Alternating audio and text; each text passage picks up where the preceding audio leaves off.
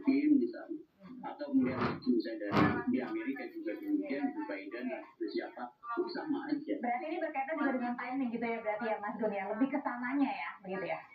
Oke, kalau gitu, kalau bicara soal timing nih, Bang Daniel, sebenarnya apakah ini merupakan luapan juga dari kekhawatiran Pak Prabowo sebenarnya, yang akhirnya pada ujung-ujungnya kemarin ini RUU Pilkada, revisi undang-undang Pilkada ini batal, kemudian Bang Arteria juga bilang kita harus berterima kasih sama Pak Prabowo, dan kemarin sesudah pada saat di Kongres Nasdem juga Pak Jokowi menyindir bahwa perginya bareng-bareng, pulang perginya rame-rame bersama-sama, dan pulangnya juga meninggalkan bersama-sama nih. Jangan ada kaitan banget nih, karena cuma beda beberapa hari aja nih. Itu kan semuanya cocokologi tadi. Tapi yang penting adalah seperti tadi disampaikan oleh Mas Gun, ini teksnya sebenarnya jamak.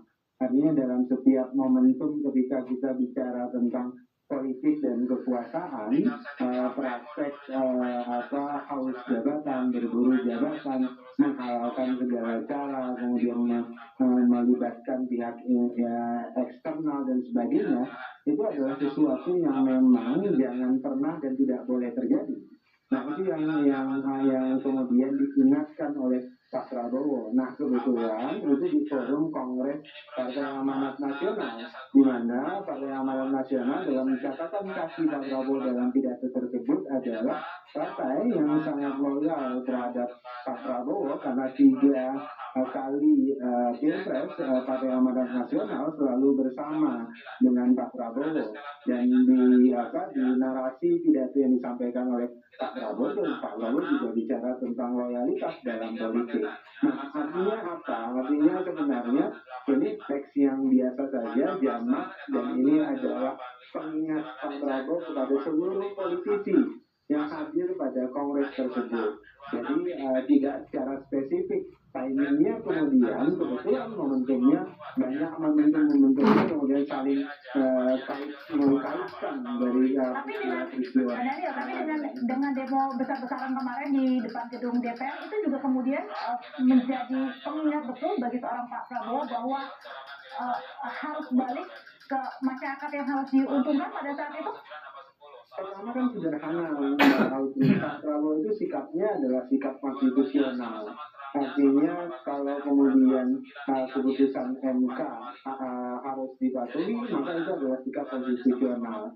Kalau kemudian kita harus mematuhi keputusan MA, itu juga sikap konstitusional. Pun demikian, kalau kemudian DPR menghasilkan undang-undang, maka Pak Prabowo juga dalam posisi sikap konstitusional. Nah, jadi kepentingan Pak Prabowo tentu adalah kepentingan konstitusi yang menguntungkan rakyat banyak.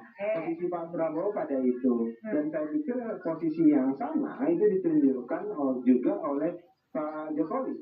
Bahkan beliau berulang kali menyampaikan secara resmi melalui pihak istana bahwasanya beliau menghormati semua keputusan politik, keputusan konstitusi, baik itu yang lahir dari MK, baik itu yang lahir dari MA maupun dari DPR. Nah, oke, kalau gitu Bang Pamel, sebenarnya yang diuntungkan kan ketika Pak Prabowo mungkin tadi dibilangnya lagi-lagi bilangnya konteksnya adalah untuk semuanya begitu, tapi nggak dimunafikan juga sebenarnya, mungkin saja ada cocokologinya gitu ya, dekat dengan pada saat kemarin revisi undang-undang Pilkada yang kemudian dibatalkan begitu. Nah, dengan adanya seperti ini dengan momen seperti ini artinya bisa membawa nama Pak Prabowo lebih baik lagi, dan sebaliknya kemudian nama Pak Jokowi akhirnya dipertanyakan oleh publik begitu. Artinya lebih menguntungkan sekarang Pak Prabowo daripada Pak Jokowi. Saya pikir dinamika yang terjadi kemarin itu dibenangkan oleh kita semua rakyat Indonesia yang bersama-sama memainkan perannya masing-masing dalam menjaga demokrasi.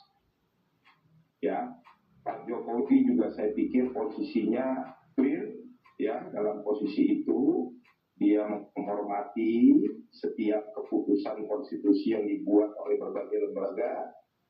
Ya, Pak Prabowo juga sama.